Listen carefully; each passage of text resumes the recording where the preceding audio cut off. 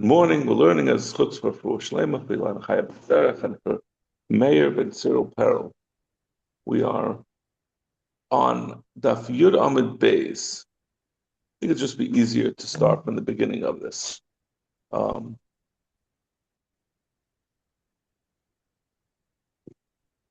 Is it? We'll just stop in the middle of the Amid, which we will quickly read up because we had to stop in the middle at the end. I had to go out. So go out. We know how Milsa Amar Rabbanan Uki Milsa Chazak. Where does this come from? The din that we follow a chazaka, the way things are. We say we can, as a legal matter, consider it to have remained in the same state. That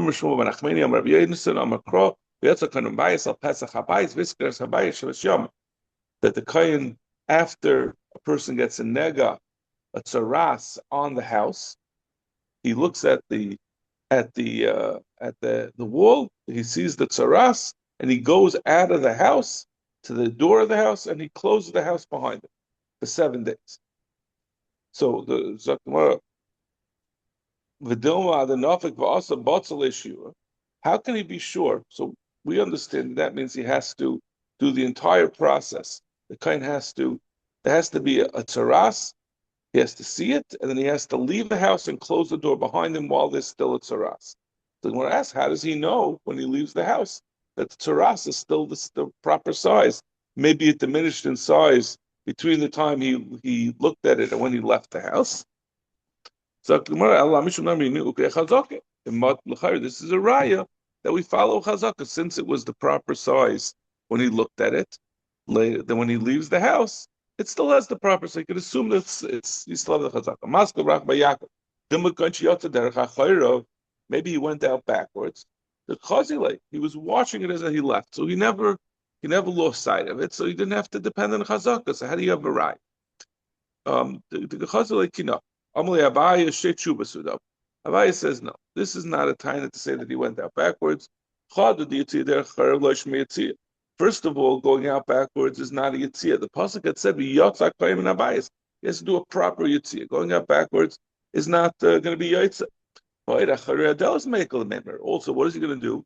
Even if he backs out, it's not going to help him for what Rashi says. It's on the back of the door, or what he can't see because the door is in the way. And if you'll say that he makes a hole in the door so he could look through it and keep his eye on the terrace as he's going out, but now based off we learned in the Mishnah that if a kohen goes to look at a terrace in a house, he can't make a window to be able to see it. If it's a dark house, it's not that's considered that he has to be what was there from before. He can't use light that wasn't available when he went to look at it. Rava disagrees with Abaye. He says no. He could go make a window, and he could go back out. You said Yitzia derech hacharav loishma Yitzia backing out. Morning is not a Yitzia. I'll prove to you that going out backwards is a proper Yitzia. It says the Torah describes when he does the avodah in the kachei kachim. It says he goes out of the kachei kachim. He backs out of the kachei kachim. So so you see that's not mechusar. It's not a flawed yitzia. But the ka'amar based off of it's the second thing that you said, that a dark house, where the kohen looks at the terrace, you can't open up windows. Literally says no. The law is chazik. That's only that you can't open up the window to see if there's a terrace in the first place. Once the kohen saw there was a terrace, there was sufficient light. Now he's just making a window to be able to continue to keep his eyes on it and make sure nothing happens to it. That's not a problem. Tanya the Laker of Achabayakov. This is where I think we got up to yesterday. Tanya the Laker of Achabayakov. So Rabbi Achabayakov says he had tried to say that you can't bring a raya from the case of Tzaras, because we're talking about maybe where he backed out, where the kohen backed out and he kept his eyes on. Correct the Gemara. maybe he can go back to his own house and close the door. The Torah says he has to go to the doorway of the house that he just looked at with the tsaras. If it says the Pesach Bayis, maybe he could go stand underneath the mashke, means the piece of the top of the doorway. He could stand in the doorway itself and close it from there. He has to be entirely out of the house, close the door behind him. That's how the kohen is makes it that he starts the 7 days that he could count to see if it's tzaras. Okay, so what does he do? I mean, it's not a mashkef or maskef. He has to go entirely out of the doorway, close the door behind him. Like we said, the pasuk says he has to close the door behind him. That's how he does it. He goes entirely out of the bias. He doesn't go back to his own house and attach a string, take a rope and schlep it from far away. He doesn't do it from inside the house. It has to be standing right next to the door and close the door in order to be Mekayim the din of tzaras properly. But this is the pro. So far we didn't see the stira, but this is the stira.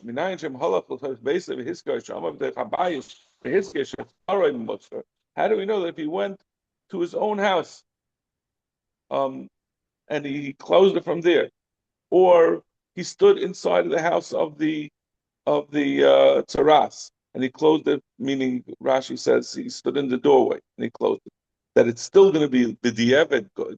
This din that we said he can't do it from far away, and that he can't do it from inside the doorway, that he's not allowed to do so, that's only l'chatchila, but b'diavad, if he did it, it's good.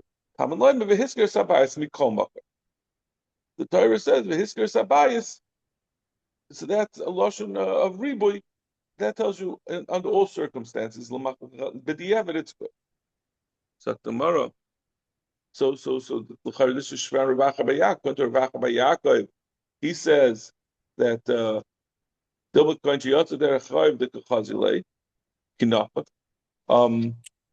according to this, we're saying that even if he can't see it, he doesn't have to be derech hachayrav. He could do it from far away. B'diavad. Ravacha Bayakov. How Ravacha Bayakov answer it? Going to Kaimi Dora Gavri. For Amri Kedekoi. We're talking about, he would answer, it's talking about when we say they could do it from far away, it's not that he's actually watching it. He has a bunch of people that are standing there, and they're pulling it. Let's see, Rashi.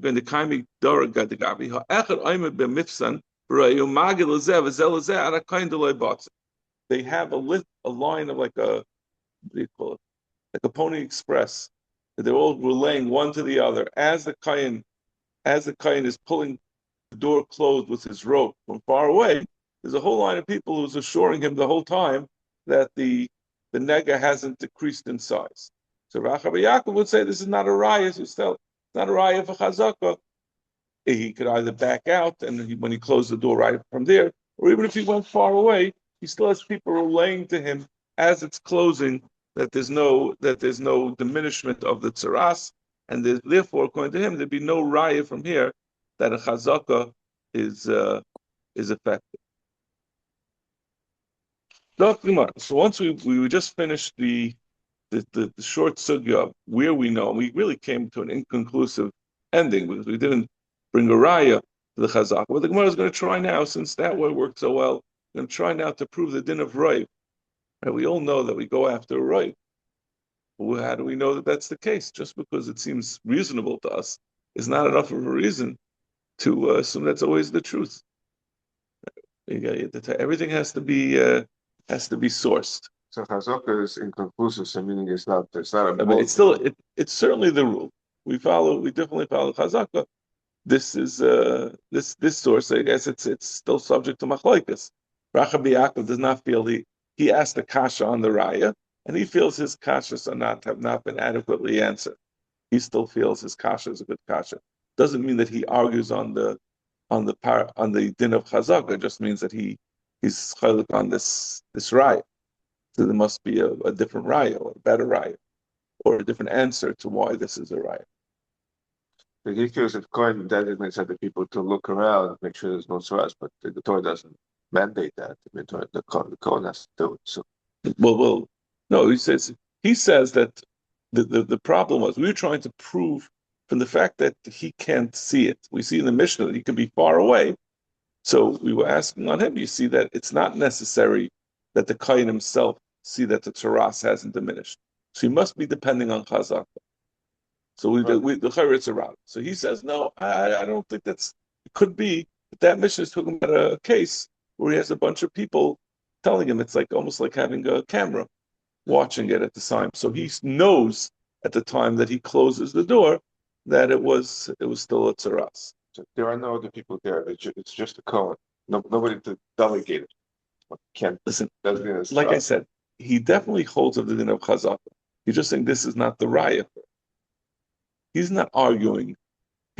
See, just wherever it is that we talk to learn out Chazaka Lamaisa, if he left it and it was the proper size, the Rabbi Yaakov would certainly agree that it's going to be tzaras. He's just saying, don't prove from here, from the fact that the Torah says that it could still work even though he's not there. That's where we know that there's the din of Chazaka. They don't use this as the source for it. But ultimately, as far as the din of tzaras, everyone's going to agree. Rabbi Yaakov is not disagreeing with the Mishnah or disagreeing with the conclusion that you can use a chazaka to prove that the negas stay the same. He's just saying, whatever all your things that you're trying to prove, I can always say there's a way out that it doesn't depend on chazaka. But his way out is not mentioned in Torah. No, okay, but he would say that's the Torah doesn't. The Torah just says he has to close the door. That brings a problem. How could he know that the tzara stayed the same? So we're going to have to say from wherever Rav Yaakov's sources, because that's he's not saying that the Torah was only talking about a case where there was a bunch of people watching. It was a whole long because the Torah doesn't really directly even address this case where you close the door from far away. Yeah, so that's what the issue is over here. Okay. Sakima. We know Milsa Dam Rabban and Zilbas Ruba. Where do we know you go after a roiv? Minala. Where do you know that from? The Torah says Lagabi Adin Torah. We go after the majority, after the Achri Ram Lahatis. We're noita in a direction. We turn toward that direction. We turn toward the Rabbim. We listen to what the Rabbim says or what the Rav says. Come on. Yeah, well, yeah. But tomorrow, so the Gemara is going to say, I came up with a new way of describing this topic, which I'm happy with. I don't know if it's correct, but I think it's useful. Ruba de Issakamon, Goites Chanuyas of the Hedron, Loikami Bayalam. The Gemara says, listen, you're saying Acharab Mahatas, that's the source for Roiv. That's only the case of a Ruba de Issakamon, a Ruba that's in front of us. Like if you have 10 kosher stores and one non-kosher store, and you find a piece of meat, you can go after the roiv to say it came from the kosher store. The Sanhedrin that's arguing, and you have 36 that say one way and 34 that say the other way, so you follow, or 35 that say the other way, 71. So you follow the roiv. That's not a question. Now we learn talking from Acharab Natas. Ki kami bailan ruba de less kama. A roy that's not in front of us. Like this is the case of by a yavam. We say that if there are if a man was married and he has his wife is a katana and his brother is a katan and he left without any children, we say this katan should be miyabam the katana, even though it's a suffix. Maybe the katan will turn out to be a saris, he won't be able to have children, or the katana will turn out to be an islandess and she's incapable of having children. We say acharabim. Most people are not a saris, and most women are not islandess. So we go after the rive over there. So in that case, we know, because that's a ruba de lesikam. Now, what does this mean? Ruba de isakam on ruba de lesikam. So the way I've formulated it in my mind is a rive that is a practical rive. That means that we have two things, and we have a roiv of one thing and less of another. We go after the roiv, a standard, practical, concrete roiv. That's Acher Rabban Hatas. Ruba de Lesser Kaman is a statistical roiv. That means when we're talking about whether a cotton is going to be an eyeliner or not. We're going after statistics. We're saying generally, but it doesn't really change what this person is either an analyst or not. But we're using after what or a ruba de alma.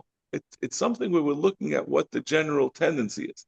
When we have a Sanhedrin, that's not a statistical right. That's this 35 against 36. So that we say that's Akarab and Hatas. The question is, can we follow? Because this is what's normally, this is the way the statistics, that's what the Alma does. Will we also go Achirab? And that's what our question is. Where do we know that from? Amr Balaza, we learn it out from the head of an oila. Every time someone brings an oila, the oila gets cut up into its pieces. Means you cut up the limbs of the oila and you burn it on the mizbeach. You cut it into its pieces. You cut it into the limbs, but then you don't cut the limbs. You don't chop it up. You don't make it into chop meat. It's supposed to be the limbs are supposed to be brought whole onto the mizbeach. Means whole, each limb on its own, not the whole behema as a whole, but you cut it into its limbs. Why aren't we afraid that there's a hole in the membrane around the brain, around the head? That means that would make it into a treifa. We can't cut up the head to see if it's whole. Maybe there's a hole in that. I'm having a lot of trouble every time I come with this krum shel mayach. The membrane of the brain, it it's nothing to do with learning, but it's just very funny. Rubio, sat in to be the press secretary, and he was trying to describe. He's like searching for words to describe how difficult the Iranian leadership is, and he said they're I don't know, they're insane in the brain. These people, so they have a membrane. They have the membrane of the brain. So you have a problem of the krum shel mayach. How do you know that it's not a treifa? If you can't open it up, you're not allowed to cut apart the skull. How do you know that it's not possible? Most animals don't have a hole in the membrane, so we don't have a reason to worry about it. We could depend on the rive. And this is a statistical rive, right? It's not an actual rive. We know that there's one of 10 animals that has this problem, that we know one of these 10 does. We just know that in general, they occasionally have, but the rive is not. So, Frektimara Mimai. Frektimara, no, it's not a raya. Dilma, the Polileu Bodikle. Maybe he doesn't cut open, he doesn't split the skull of the oil in two, but he just cracks it open and looks. And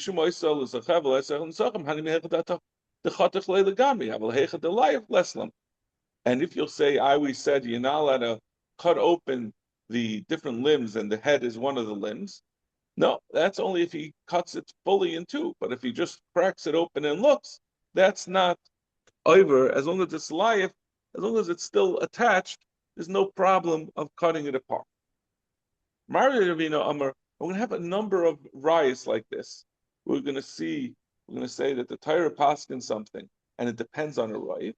And the Gemara is going to question that's going to be the raya. And they're going to say, no, there's a different way to ascertain whether you don't need to depend on the raya. You could actually look at it. We learn it out. The rule is you're not allowed to break that summers, the bones of a carbon pesach. The Amar Achmana, the Torah says you can't break them. Again, why don't we have this problem that maybe the membrane in the head has a hole in it and makes it a treifa? That means it's because of a roiv. So over here, you can't break the bone. I think we're assuming that means even if you leave it attached, it's still going to be a problem. So, but you have a different way of dealing with this. Maybe he puts a coal that burns a hole in the skull, and he looks through that hole. Because the Tanya, someone who cuts the gidim are not considered bones, and someone who burns the atzamas is not going to be is not a problem of breaking the bones of a carbon pesach. The carbon pesach It's only that you don't break them physically, but burning a hole in it is a right. So that's the way you could get around this problem to check. You get a laser, you burn a hole, and you look through and make sure there's no targets. He says, no, we'll learn it from a different source. The Torah says you burn the aliyah, which is the tail, the fat on by the tail of a sheep. You have to burn the entire aliyah, this whole chelik of chelik. If you're not allowed to burn the tail, if you're not allowed to break open the tail, it has to be complete. Part of the tail has the spine of the animal, the sheep, goes into the tail. How do we know that there's not a tarfus? There's a hole. Maybe the spinal column of the sheep is broken up where the tail is, and you can't open it up to check. That's a right to roiv. And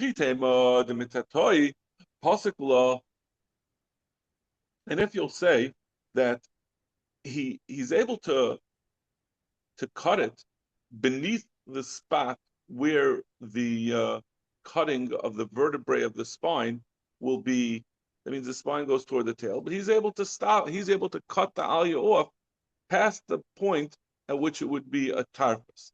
Means as the tail gets progressively narrower, as the spine gets narrower at the end, Rashi said it splits into three parts, and at that point it doesn't cause a tarfus if there's an interruption in the spine. So but the Torah says he has to do it at the place where the kidneys are, which is further up on the spine, where it would cause a tarfus. No, maybe he opened it up, the aliyah, and he looked. It says that the aliyah has to remain whole. So how could he open it up to check the spine? And but like we said in the first teretz, the same teretz we said about the oila, looking at the mayach. Over here also, he could open up the tmima. Doesn't mean that it can't be opened and looked at. It just means it can't be fully cut into two pieces. So he's able to check and establish that it's still viable. It's not a trick. Says we're learning out from the egla arufa, right? That when there was a body found and we didn't know which city it was from, the city that was nearest to the corpse would go take a animal, a calf, and they would split its head. Dam Rachmana, harufa, kashi shlema tahavi, that the animal should be split, its head should be cut off when it's whole. There shouldn't be anything else. Why are we chayish that maybe this animal is a treifa? If you're not able to take it apart, you just split off the head and you don't take it apart. How do you know that there's not a tarfus? What do we care whether it's a treifa or not? Right? This is not a carbon. The egla rufa, you split its head and then you burn it. You don't you bury it. I don't know. I think you burn it, but it's not a carbon that's brought on the mizbeach. So what difference is if it's a treifa? The Torah used the lashon kapara about the egla that it's kapara. That teaches you it's treated like kachim in this regard that it can't be a trait; it has to be a viable animal. Rava bar Shila Amar Asher paraduma. Learn it from the paraduma. The Amar Achmana b'shakat v'shara. You shech the paraduma, and then you burn it, and you place the ashes in the water, and that's what you use to be mitar people.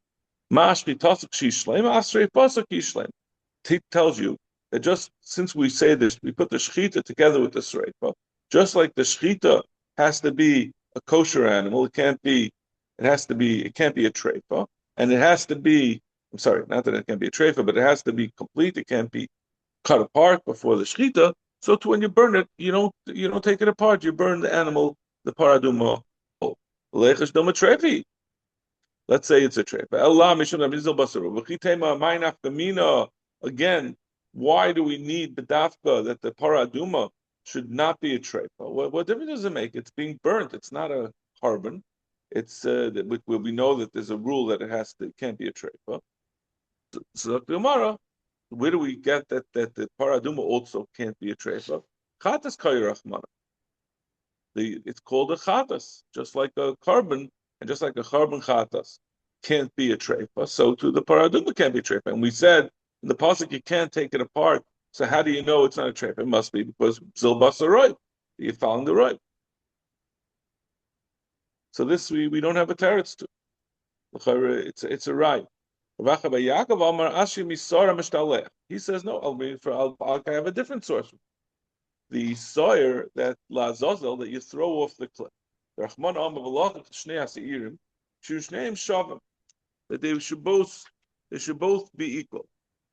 That they should both be um, they should both be not cut apart into pieces prior to being thrown off. They should both be alive. Why aren't we chayish before the? They have to be both kosher to be used either for the azazel or lashem. But how do we know? At the time of the gyral, they're both live animals. We have no way of checking whether there's a tarfus inside of it. But it must be because we say it's a right. You'll say, why does it have to? Who says it can't be a treifa? There can't be. You can only make the gyral lazos. I said this too early, really.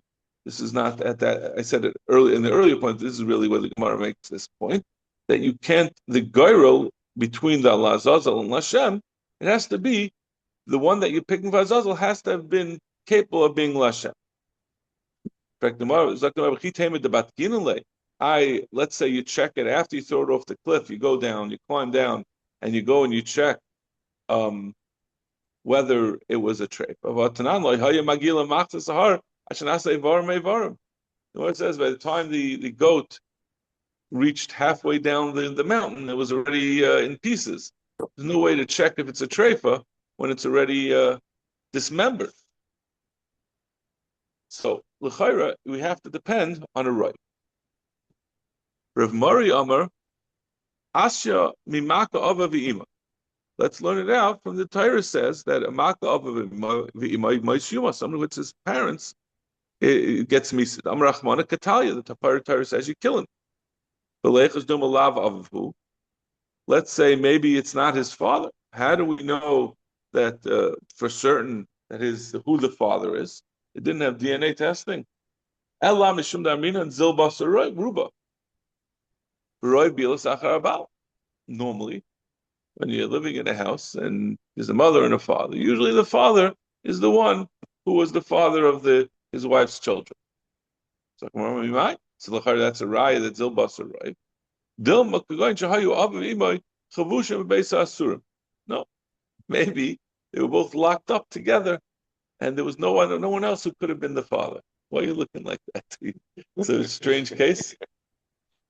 Can't make it up. How could the Torah says you give me some, but listen, you should ask a better question. Maybe before you get upset, you say, we learned in Makkos, you didn't mind that it said that once in 70 years if you kill someone. So as you say, this is not a likely case, but even if it was the case, he still wouldn't kill him in the end, right? We would get out of it. But the Torah has to have it wouldn't make a case that's impossible, that we can never determine. So this is the way you could have someone who's chayiv misa, the mata of it. So tomorrow, so this is, I think you like this. You can lock up all you want. You think you have it locked up. There's always a way around it. Where there's a will, there's a way, and there's no stronger will than the will for our rights.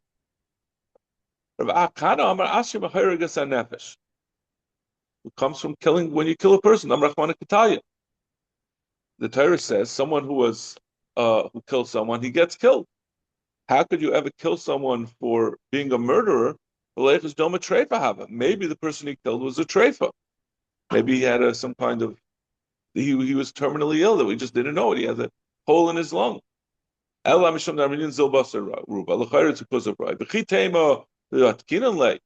You say, let's do an autopsy. Check it up afterwards. Right? This happens all the time, right? You always have this problem when someone dies under under unusual circumstances, the police always want to do an autopsy, and we say, no, hakamanalo. It's desecration of the mace. We don't desecrate the mace.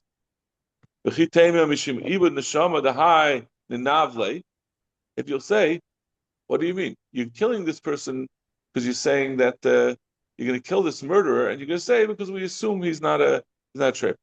We want to save his life. We want to save the life of the murderer. If we check, the Torah is very progressive. The Torah wants to avoid, under all circumstances, putting someone to death. And that's so we always try to we try to follow every possible innocence, but possibility of innocence. So even if that requires doing an autopsy, you should do the autopsy. Practically, so even so, b'makom sayev nakav. Who says you must be going achar roiv, because even if you do an autopsy and you go and you check and you find there's no issues with his lungs, but if the guy stabbed him with a sword and he made a hole in him, maybe that makom where he made the hole was where there was a pre-existing hole that was going to kill him anyway.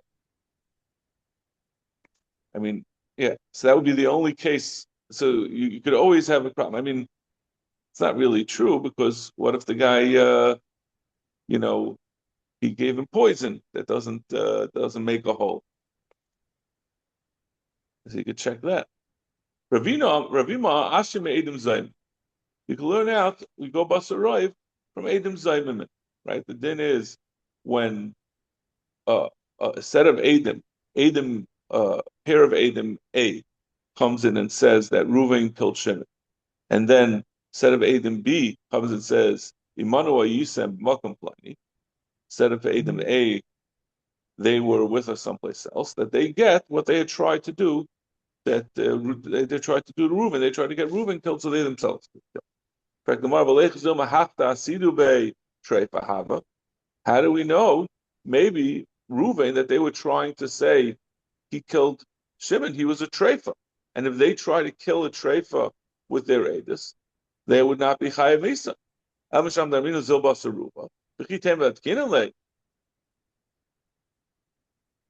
If you'll say that they already killed, their edus had Reuven killed because of as a murderer. So now let's go check. We'll do an autopsy on Reuven and see if he was a treifa. But time to Rabbi Yomer, the hargu naragan, hargu ein naragan. The only time that you kill Adam Zaymimim, the set of Adam A that said about Reuven that he was a murderer, is if they didn't actually get Reuven killed. Once they got Reuven killed, there's no din of hazama. It's only if they plotted to get him killed and it didn't happen. Once it happened, there's no din of Adam Zaymim anymore. So if he's not dead, listen, we'll go very far. We'll do an autopsy on Reuven to check if the Adam Amachoy Misa. We're not going to cut up Reuven while he's alive. That that's not helpful to anyone. We'll learn that from Shchita. The Torah says you check and you eat. Maybe there was a hole in the Makom Shchita. So how could you ever eat kosher meat? She'll become vegetarians because of the possibility it was a treifa. The Makom Shchita, Lamisham Damrin and Zilba Saruba. Amravash Amishal Smash Kameder of Kahana, Vamila of Kahana, Kameder of Simi, Vamile, the Dilma Hecha, the Efsha, Hecha, the Lay Efsha, Lay Efsha. Maybe that which we say, when we can be bited and check, we're not Saimach on a Ra'iv, and you have to check for the trephus. So, like in the case of a shchito, or like Rashi says, by the case of the kato tana, that you could wait for them to grow up before you do the yibam. Then you wait, and you can't be samach on Rav. But we're after loyafsha, then you samach on Rav. Dilay tema hakiler mei the chayish miyuta hakanami delay achol bisra. According to Rebbe, who's chayish from meat, you should not be able to eat meat because of this time that we said maybe there's a hole in the veshet or the kana where he shechted. The Torah says you have to eat the carbon pesach. You can't be a vegetarian. It's not optional not to eat meat. You have to eat your pesach and you have to eat your kachim.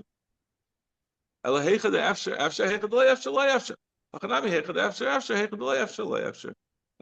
depends on whether it's possible or not. Okay. just going to leave it over here and resume tomorrow. All right, thank you so much. Have a great day. Have a good day. Yeah, it really is. So we'll make the